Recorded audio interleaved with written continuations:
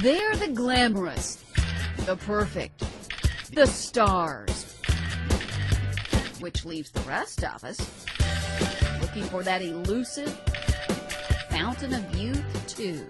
My skin is breaking open here.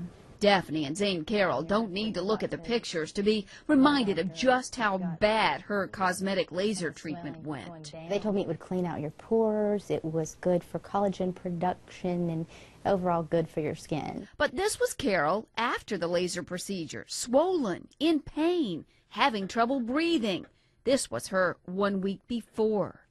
I've described it as if you hit your thumb with a hammer and you feel that throbbing. It's like that through my cheeks.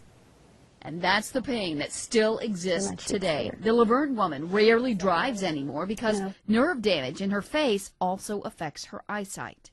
Miss Light, you know, she went and paid somebody to abuse her. It's a story that sadly doesn't surprise board-certified plastic surgeon Dr. Amy Ortega. It's really difficult to kind of walk in with minimal training and be able to do these procedures the right way and get a nice result, but also in a safe way for the patient. I think from the other stories that I've heard about, I'm just lucky that I made it through it. Most notably, Kanye West's mom, who died after a cosmetic surgery from a provider who was not qualified. In 2010, this Miami mother of 6 died after the procedure performed by a person who was not a doctor. And there are others. Bagginess under the eyelids here. Ortega spent 15 years in school, at least 3 more than a regular surgeon, learning the very specialized techniques of cosmetic and reconstructive surgery. A lot of people don't realize that it is not illegal to call yourself a cosmetic surgeon, whether you trained in cosmetic plastic surgery or whether you did no training in cosmetic plastic surgery. And so this can be very confusing. You hungry? This Eagleville woman wasn't asking for much, just a straight nose.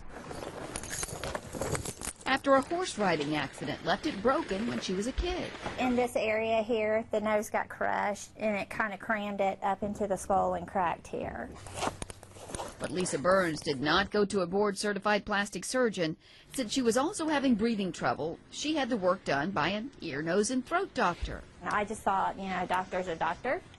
He's trained in, you know, fixing the nose, so he said he could do it, so I just assumed he could do it. After her first surgery, Burns says her nose was still crooked and scarred. So she had to find a board-certified plastic surgeon to redo the job. It was another $20,000. So I got $40,000 in my nose.